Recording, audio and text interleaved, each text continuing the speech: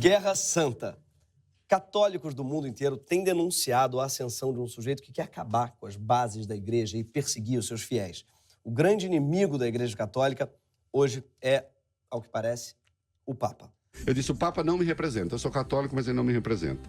Isso não é um representante religioso, isso é um cabo eleitoral do comunismo. Eu tenho dito desde o início que esse Papa tem uma inclinação bastante acentuada para o comunismo. Eu sou católico, mas esse Papa não me passa pelos burgumilhos, que é um papinha argentino e comunista. Eu gosto que ele põe argentino na mesma categoria do comunista. Argentino e comunista. Então, se você é católico, amigo, e não reconhece a autoridade do Papa, eu tenho mais notícias, você não é católico. Mas tem um nome pra você, você é protestante. Tá? Isso daí, assim... Você não tem problema, tem um nome pra isso, tá? Foi criado há um tempão já, é toda uma... Enfim, é toda uma escola de pensamento, né? Tem até gente que já contestava o Papa muito antes de ser moda, né? Lutero, Calvino... Abraça esse povo, porque se você fosse católico, você, obrigatoriamente, por definição, acreditaria que o Papa é infalível. É isso que define um católico. Um Papa não erra. Ele é uma espécie de Rihanna. O Papa, para os católicos, ele goza de assistência sobrenatural do Espírito Santo. Sim, essa é a definição. Atenção, eu disse que ele goza de assistência do Espírito Santo e não que ele goza com assistência do Espírito Santo. Isso é muito importante, que é totalmente diferente, tá bom? Eu não quero que vocês imaginem agora o Papa gozando com assistência de Espírito Santo nem de ninguém. Isso, inclusive, é pecado. Apenas essa imagem mental que vocês tiveram agora é pecado. Mas... toda vez que ele se pronuncia, é o Espírito Santo que fala através dele. Sim, ele é uma espécie de pai de Espírito Santo. Entendeu? Ele recebe esse pombo... esse pombo gira. Essa semana, esses caras do vídeo aí que a gente mostrou, eles estão especialmente furiosos com o Sumo Pontífice. A Igreja Católica acaba de concluir o Sínodo da Amazônia. E o que significa sínodo? Sínodo, ele é uma espécie de grande get-together de bispos no mundo inteiro, onde eles se juntam para repensar o mindset. E esse é o Sínodo da Amazônia, porque ele é sobre a Amazônia, mas não é na Amazônia, é no Vaticano mesmo. Aliás, deve ter muito bispo que foi para Manaus por engano, né? Esse nome engana, gente. Sínodo da Amazônia e é no Vaticano. É tipo o New York City Center, que é na Barra da Tijuca. Sabe? Tipo o Paris 6, que é nota 4. Quase 300 lideranças católicas se juntaram em Roma para tratar de pautas como a defesa da floresta amazônica, o aquecimento global, o respeito aos ritos indígenas, o reconhecimento do papel das mulheres nas comunidades amazônicas e, sim, uma possível permissão para que homens casados se tornassem padres na Amazônia. Sim, realizando esse sonho de todo homem casado que é virar padre na Amazônia. Um sonho antigo, né? Todo homem de meia idade, o que quer fazer? Comprar uma moto, fazer a própria cerveja e ter uma paróquia em Parintins. É uma coisa que alívio, hein, gente? Liberou, pelo amor de Deus. Reparem que os padres não poderão se casar. Não, mas não é isso. É que os casados poderão virar padres. Olha que coisa bonita, bacana mesmo. O pessoal estava esperando muito por isso. Vai ter festa aí do time dos casados agora. Teve católico, no entanto, que não gostou nada disso. Especialmente um youtuber católico de extrema-direita chamado Bernardo Küster, que fez alguns vídeos sobre o sínodo. Quem respondeu este assunto sobre ordenação de homens casados, sobre o celibato de sacerdotes na Igreja Católica, é o prefeito da Congregação para os Bispos da Igreja Católica, o cardeal Marc Houllet. Ele publicou recentemente agora este livro que está traduzido em português, este livrinho aqui. Eu imprimi a capa e coloquei num livro para vocês verem, porque o livro ainda não chegou às minhas mãos. Chama-se Os Amigos do Esposo, que é um livro maravilhoso, uma defesa do celibato e uma apresentação teológica da necessidade do celibato para os sacerdotes católicos. Eu adoro que ele já sabe que o livro é maravilhoso, mas ainda não chegou nas suas mãos. Que é uma maneira bonita de dizer que ele não leu. Eu sou meio assim com a revista Piauí, não sei vocês. Eu acho maravilhoso, mas ainda não chegou nas minhas mãos. Até porque quem assina Piauí sabe que ela nunca chega em suas mãos. É uma abstração. Chega às vezes de abril e maio, em junho e em dezembro. Então eu sou meio assim, na verdade. Eu adoro também que ele imprimiu o livro e botou do lado para mostrar, fingindo um livro falso, que podia ter só colado depois no Windows Media Player de vídeo de iMovie, gente. Pelo amor de Deus, igual eu aqui que põe meus negócios aqui. Mas, enfim. O Bernardo não está sozinho. Tá? Quer dizer, talvez ele esteja, assim, sozinho. Parece que está, inclusive, sozinho, vendo ele. Talvez morra sozinho, inclusive. Sozinho, sem assistência do Espírito Santo. Mas, nessa questão específica, ele não está sozinho. Tá? Outros supostos católicos também criticaram publicamente a realização do sínodo. O general Heleno admitiu a preocupação de Jair Bolsonaro com a realização de uma Assembleia Católica sobre a Amazônia e o próprio presidente admitiu que a ABIN, a Agência Brasileira de Inteligência, monitorou o encontro dos religiosos. Sim, que ao que parece tem pouco crime acontecendo no Brasil. Cara, no Brasil, Bolsonaro, tem um negócio que se chama escritório do crime. Inclusive na casa vizinha sua, assim, no lugar. E você tá grampeando uma reunião de padre. Só pra te avisar, tá? Isso chama-se a zona de inteligência brasileira. Mas vamos lá. Bolsonaro deve achar que o Papa inventou esse sínodo contra ele, apesar de já fazer 2 anos que ele convocou o encontro.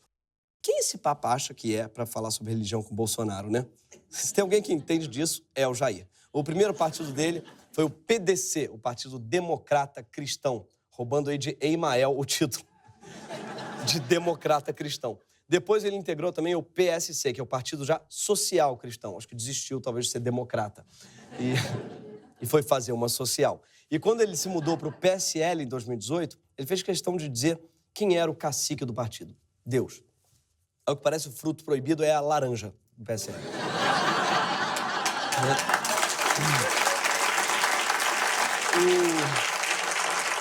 O fato é que Bolsonaro ele vem desprestigiando abertamente o Papa e sequer compareceu à cerimônia de canonização da irmã Dulce. Sim, o Brasil é o maior país católico do mundo, tá? E teve a sua primeira santa brasileira canonizada na história.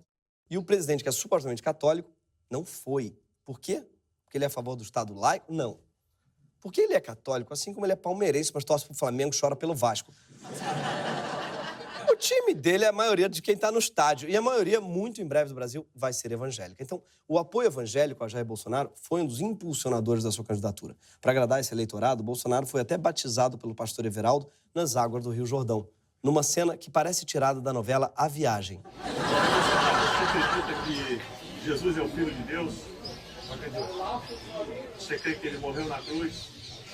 Ele ressuscitou? Está vivo para todo sempre? É o Salvador da humanidade?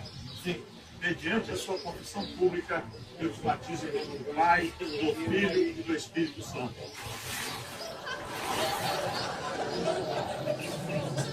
Peso pesado.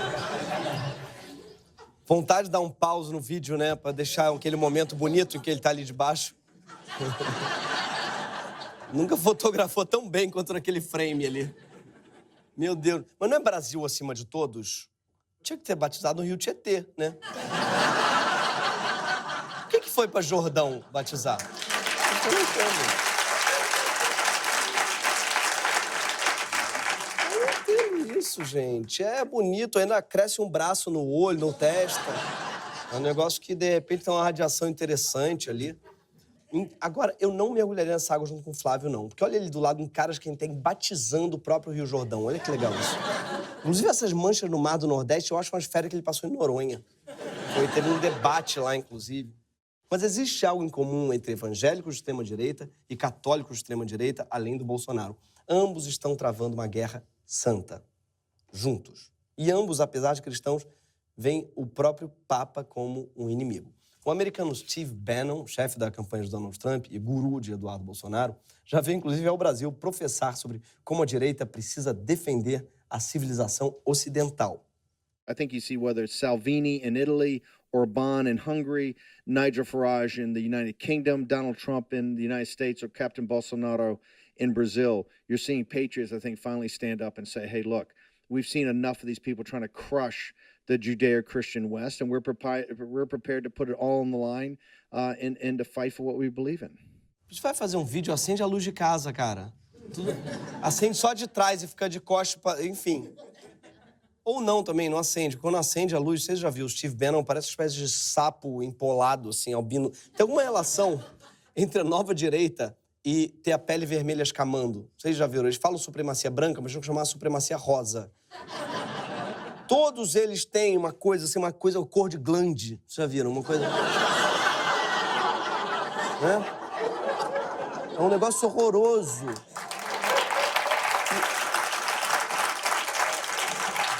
O Bannon parece assim, não é só que ele teve micose, parece que a micose teve ele. Claramente é ele que tá parasitando um fungo, sabe? É uma coisa horrorosa. Steve Bannon agora ele tá obcecado com a escolha do sucessor do Papa Francisco.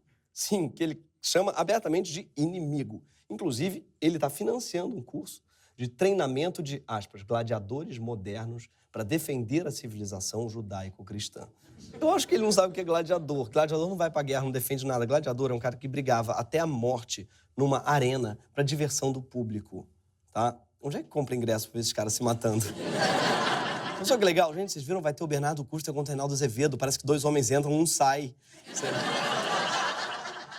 Claramente ele viu aquele filme com o Russell Crowe, né? E se imaginou ali como é... Porque ele não sabe o que significa, gente. Que novos gladiadores, bando de nerds sonhando ser gladiador, gente. Pelo amor de Deus. Vai jogar Fortnite. Essa ideia de nova guerra santa tem dado frutos. E uma de suas consequências é o súbito interesse de líderes populistas e autoritários pela ideia de liberdade religiosa. O Donald Trump disse na ONU que o seu governo considera essa uma de suas maiores prioridades. Pouco antes, ele tinha anunciado a criação de uma aliança internacional pela liberdade religiosa, com apoio de Bolsonaro. Só que quando eles falam de liberdade religiosa, não preciso nem dizer que eles não estão falando de todas as religiões, e sim do que eles consideram cristianismo. No mesmo discurso da ONU, o Trump denunciou uma perseguição religiosa que, segundo ele, afeta milhões de cristãos que são oprimidos por causa da sua fé. No nosso Congresso, deputados e senadores também têm afirmado que os cristãos são perseguidos aqui no Brasil. E chamam isso de cristofobia, que é o que explica nesse vídeo o deputado pastor Marco Feliciano. Eu sofri perseguição nas minhas igrejas, em cultos onde eu estava, onde as pessoas não respeitaram a ordem do culto. Meninas tiraram a roupa dentro do culto e se beijaram num beijo lascivo diante de uma plateia cristã. Realmente, essa perseguição é violenta, minha senhora. Tá muito difícil ser pastor no Brasil, né? Parece as mulheres de biquíni. Essa agressão violenta, um beijo entre 2 mulheres, deve ser difícil dormir à noite depois disso. Imagino, realmente. O senhor tá... Eu imagino... parece filme de terror, isso, né? À meia-noite colarei seu velcro. Não existe isso. Não existe, pelo amor de Deus. Mas assim... Falando sério, eu entendo que o Feliciano se sinta desconfortável com 2 mulheres se beijando no culto dele, mas isso não é perseguição que elas estão fazendo. Essas mulheres não ameaçam em nada a integridade física, nem nenhum direito do Feliciano. Perseguição é fazer um projeto de lei que impede que elas se casem, por exemplo, entendeu? Isso é perseguição, Marco Feliciano. Segundo eles, a cristofobia seria exercida principalmente pelo movimento LGBT, que agride os cristãos com a prática de atos obscenos e degradantes que externam preconceito contra os católicos e evangélicos. Os deputados criaram, inclusive, um projeto de lei em 2015 para transformar a cristofobia em crime hediondo. E tiveram o apoio de um cristão muito importante daquela época, um homem de fé, que foi o Eduardo Cunha. E... ele pediu urgência na aprovação do projeto. Coitado, ele deve ter se confundido, achado que os 10 mandamentos, eles não eram proibições, ele achava que era uma lista de tarefas, sabe? Ó, já roubei, já... Aqui, ó. Só falta desejar a mulher do próximo. Aqui, ó. Mas, ao redor do mundo, a perseguição aos cristãos pode, sim, assumir um caráter violento. Em países como a Somália, o Afeganistão e a Coreia do Norte, ao menos 11 cristãos morrem por dia por causa da sua fé, além de sofrerem discriminação no mercado de trabalho, nas universidades, até nos serviços públicos. Não é permitido ser cristão no Afeganistão e na Somália, militantes islâmicos já afirmaram que querem erradicar os cristãos do país.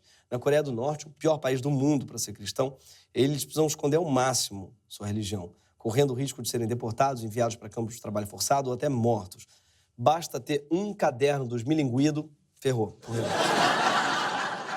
Chamou a mulher de varoa, morreu, não.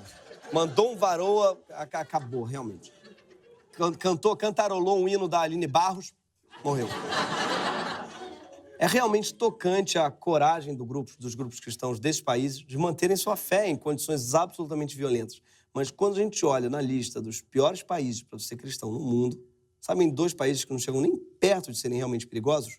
O Brasil e os Estados Unidos. Sim, aqui no Brasil, o Disque 100, né, que recebe denúncias de violações de direitos humanos, registrou um número alarmante de ataques religiosos. Só que fizeram, na maioria, contra religiões de matrizes africanas. Quase 60% dos ataques foram contra terreiros e seguidores da Umbanda e do Candomblé. O que é especialmente mais grave se a gente pensar que eles são menos de 0,5% da população brasileira. Então, proporcionalmente, a diferença é bizarra. O número de denúncias subiu bastante no Brasil após a campanha eleitoral de 2018. Só em São Paulo, quase triplicaram as denúncias desse tipo e os especialistas citam a influência de Jair Bolsonaro sobre os que praticam esses crimes. Ou seja, para quase todos os religiosos brasileiros, é muito mais perigoso ser do Candomblé do que ser cristão. Eu digo quase todos, porque a gente precisa tirar dessa conta o padre Marcelo Rossi. Talvez o único cristão que, de fato, sofreu um ataque real de cristofobia. É o padre Marcelo Mosh. Ele fez um mosh, na verdade, no vídeo. Ou, como ele diz, tem padres voando por nesse lugar, no meio do povo, em cima do altar. Eu não sei se o chão subiu ou o céu desceu. Em 2015, uma criança de 11 anos levou uma pedrada na cabeça quando saiu de uma festa num terreiro, aos gritos de macumbeira e queima no inferno. Aqui no Rio de Janeiro, ao menos 176 terreiros foram destruídos em ações violentas de traficantes evangélicos. Sim, existe essa classe de traficantes evangélicos. Isso é uma espécie de suco do Rio de Janeiro, o traficante evangélico. E se você for pesquisar, aposto que é miliciano também, junto. Essa figura, assim, this represents real more than soccer and samba. Eles se chamam, inclusive, de bonde de Jesus. Mas não são só os traficantes cariocas que misturam religião, política e violência contra não cristãos. Felipe Martins, assessor especial de Jair Bolsonaro, comemorou a vitória na eleição de 2018 da seguinte forma: a nova era chegou, é tudo nosso, Deus vult. Sim, Deus vult é latim, significa Deus quer. E realmente, só o governo Bolsonaro, o cara mandar um latim do lado, é tudo nosso, Deus quer. Tá tudo dominado. É nós. Carpe diem. Caralho. Enfim, Deus vult foi o que o Papa Urbano II, aliás, Urbano II, não confundir com Urbano I, que às vezes lê, né, e acha que é I. Igual é Pio XI, tá, gente? Não é Pio Xi, não. Isso é muito importante se lembrar disso. João Xi, não. Pio X, não existe X, gente. É 9, tá? Urbano II disse, quando ele decretou a primeira cruzada, Deus vult, Deus quer. Mas ele tudo bem fala latim, que ele é papa, ele não é assessor do Bolsonaro. Para quem não lembra, as cruzadas foram expedições medievais organizadas por cristãos europeus em resposta ao expansionismo muçulmano. Acontece que seus motivos não eram só religiosos, mas políticos e comerciais. Eram unir os cristãos europeus, que na época estavam divididos em guerras internas, e ampliar as rotas de comércio, alcançando novos mercados. A fé era só um instrumento político para engajar a população nesse projeto. Felipe Martins não está sozinho com suas referências cruzadas, não. Outros bolsonaristas seguiram ele com gestos parecidos. O portal Senso em Comum, do blogueiro de direita Flávio Morgenstern, lançou esse ano o episódio do podcast Deus Vult. Sim, as cruzadas salvaram o mundo. O próximo... Sim, esse é o nome. O próximo episódio do podcast dele, acho que parece uma defesa da Inquisição. Eu não sei, vamos ver. Eu acho até curioso, porque hoje, se tivesse Inquisição, ela não seria muito gentil com católicos que ofendem o Papa. Só avisando. Tá? Vocês não estavam muito bem nas cruzadas atuais aí, não, eu acho, sabe? Além do que a forma física, em geral, a disponibilidade e a força também não é muito, enfim, como gladiadores, vocês vão ser comidos meio rapidinho pelo leão. Mas a produtora Brasil Paralelo lançou a série Brasil, a Última Cruzada. Sim, um documentário em que gente como Olavo de Carvalho e o suposto príncipe, o autoproclamado príncipe Luiz Felipe de Orleans e Bragança, conecta a nossa política atual com as cruzadas medievais. E diz que os conservadores no Brasil precisam fazer uma última cruzada. Embora o Bernardo Küster ainda esteja atrás da sua primeira cruzada. Né?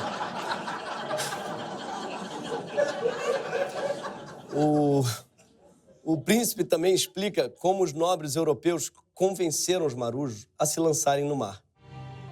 É para encontrar a terra prometida. É para encontrar a terra abençoada. É isso que motiva. Não é coisas pequenas. Então, é entender isso. É entender o gabo, bota um monte de molecada num barco e lança eles. Para quê? Porque eu quero que ele pegue uma pedra lá, né, do outro lado do oceano. É isso? Não, eu quero que ele encontre o paraíso. Essa que era um fator motivador. Então, era a base da vontade, era o elan do negócio. O fator motivador, o elan do negócio. Ele fala como se o tataravô dele trabalhasse na reserva, estivesse abrindo uma franquia. Né? Era isso que o rei fez, na verdade. Ele deixa claro, na verdade, tudo era uma questão de storytelling, para o pessoal se fuder num navio, porque se fosse uma boa oportunidade de verdade, o próprio tataravô dele tinha vindo na primeira viagem, mas só veio 300 anos depois, e o fator motivador, no caso, o elan do negócio, foi cagaço quando saiu fugido, depois pilhado por Napoleão. Foi só quando Napoleão ia degolar a família dele que ele trocou o mindset, falou, tá aí. Olha, gente, o Brasil...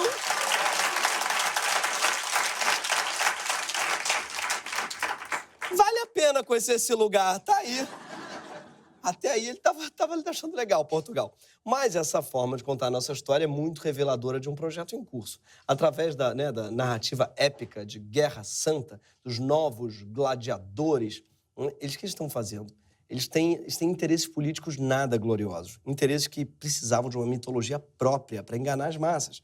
Porque se o Steve Bannon simplesmente dissesse que o plano é detonar as democracias do mundo, garantir a supremacia racial branca e europeia, ia pegar um pouco mal. Então, o que ele faz? Né? Ele faz o que todo estrategista autoritário faz, desde que a Europa é a Europa. Convence um monte de homem jovem que tem uma guerra espiritual em curso, que chegou a hora de lutar pela civilização judaico-cristã, que ele é herdeiro de uma tradição de heróis que está ameaçada por invasões bárbaras, que não é ele que quer, é Deus, Deus Vult. Né? Deus, meu Deus, que expressão, Deus Vult. Não confundir com o Rodrigo Amarante, que é o Deus Cult. Devendra Banhart, não. Nem com lactobacilos vivos, que é o Yakult. A Guerra Santa...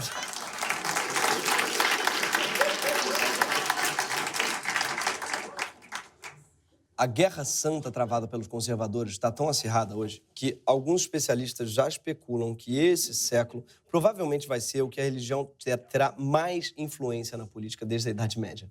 E é por isso que talvez seja a hora de todo mundo, não só os cristãos, começarem a se interessar pelo que Cristo de fato falou. E para quem ficou interessado, saiu uma biografia dele muito bacana, se chama Novo Testamento. É maravilhoso, mas ainda não chegou nas minhas mãos. Devia ter imprimido aqui para trazer para vocês, para mostrar aqui. Cristo, todo mundo sabe, pregou principalmente a favor da humildade, do perdão, da justiça e da pacificação. Jesus era amor acima de tudo. Inclusive amor aos inimigos, ame ao próximo como a ti mesmo. E pra mim, o único problema disso é que pressupõe que todo mundo se ama pra cacete. Né? Ele acha que todo mundo é Kanye West. Não, se a pessoa se odeia, fudeu, né? Enfim. Jesus denunciou os ricos e exaltou os pobres. Ele se envolveu principalmente com pessoas de fama ruim, prostitutas, ladrões. Ele teria se envolvido até com operadores de telemarketing hoje em dia. Ao ladrão que morria crucificado ao seu lado, Jesus prometeu que abriria para ele as portas do paraíso. Ou seja, da casa dele. Sim, não basta perdoar. Ele levou bandido para casa, gente. É o famoso gosto de bandido leva para casa? Então, ele fez. A bancada evangélica brasileira parece ser tudo menos cristã. Porque Cristo exaltava a pobreza e a nossa bancada evangélica exalta só a riqueza mesmo. O deputado Marco Feliciano, por exemplo, já declarou R$2.700.000 em bens ao TSE, incluindo 4 carros, um valor estimado de R$307 mil. Isso sem contar os presentes que ele recebe dos fiéis que frequentam a igreja dele. O Dr. Bauer me deu a notícia, eu liguei para ele falou, pastor Marco, Jesus falou comigo que era lá no congresso de Porto Seguro, que era para eu voltar para casa a pé. Eu falei, por quê? Porque ele mandou dar o carro da minha mulher para sua filha. Não é o carro que ela quer, mas é um começo. Sim, Jesus mandou um fiel dar o carro da mulher dele para a filha do Feliciano, que não era nem o carro que ela queria. Ele conseguiu deixar todo mundo infeliz.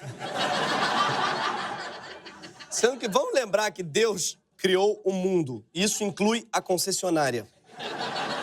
Que inclui todos os carros novos do mundo. Precisa tirar o Monza da menina? Queria também entender se Jesus se encarregou da burocracia, entendeu? Deus transferiu os pontos, não?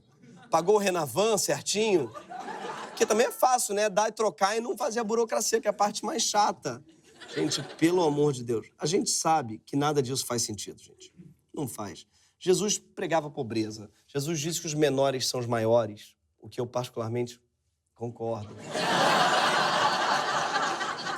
E, finalmente, Jesus foi um refugiado que escapou da violência social na Palestina. Ele viveu sob a crueldade de uma espécie de cruzada, a romana. Ele era anti-imperialista. Enquanto os cristãos de extrema-direita exaltam os valores europeus, Jesus cresceu num lugar invadido e pilhado por europeus. Mas, para competir com os cristãos que acreditam realmente que estão numa cruzada, talvez não seja o suficiente apelar para a leitura da Bíblia. A Bíblia é grande, palavruda, né? Melhor a gente criar algo num formato mais ao gosto da direita. Sim, um podcast.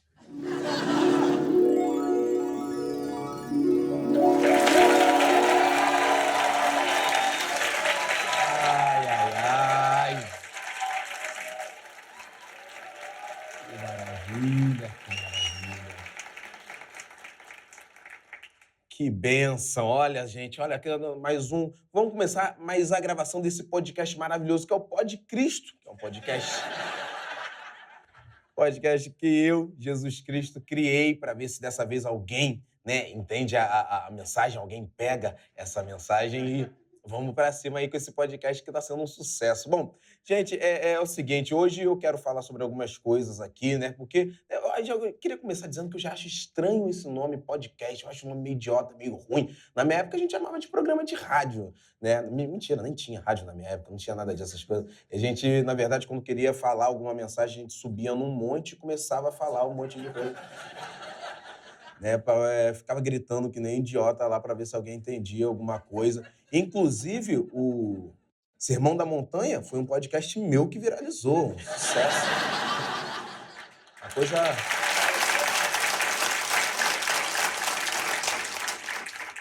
É um cara à frente do seu tempo. Mas hoje eu quero responder dúvidas dos ouvintes, quero responder dúvida da galera que tá com dúvida aí, mandou pergunta dos ouvintes, eu quero falar sobre aqui, por exemplo, chegou hoje uma carta aqui do Bernardo de Londrina, Paraná. Beijo, Londrina, Paraná. Tem que estar dando um pulinho no Paraná. Bernardo pergunta, Jesus, você não é louro?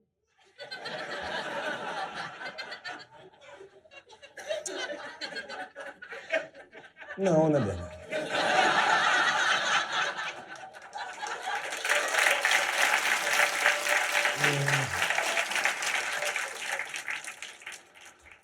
Sou louro, não. Você já viu louro no Oriente Médio, Bernardo? A única loura que eu vi no Oriente Médio, vi passar no Oriente Médio, foi a Sheila Mello, isso. Na época da mistura do Brasil com o Egito, sucesso. Não sou, não. Jesus é amor, mas o pessoal testa a paciência, né? Bom, temos perguntas? Temos perguntas aqui. Tem mais uma do Marco de Brasília. Marco de Brasília quer saber, Jesus, 2 lésbicas deram um beijo lascivo. Lascivo é uma palavra da minha época, eu gostei. 2 lésbicas deram um beijo lascivo no meu culto. O que o senhor acha disso? Olha, Marco, eu tenho um conselho para você. Baixa um PDF da Bíblia e dá um Ctrl+Find em beijo lésbico para ver se eu falei alguma caralha sobre beijo lésbico na Bíblia. Não falei.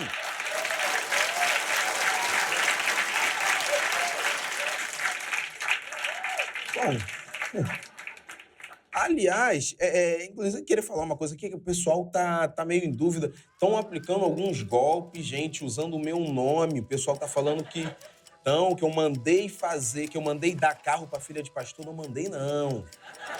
Não tem nada a ver comigo. O pessoal já fizeram cruzada em meu nome, já pediram dinheiro. Gente, se pedirem dinheiro, senha de cartão, não sou eu, é trote. Não tem nada a ver comigo. Então, quero agradecer aos nossos ouvintes, agradecer a todo mundo que participou desse Pod Cristo e deixar um grande beijo. Até mais, pessoal. Foi uma honra estar aqui com todo mundo. Obrigado, grande beijo.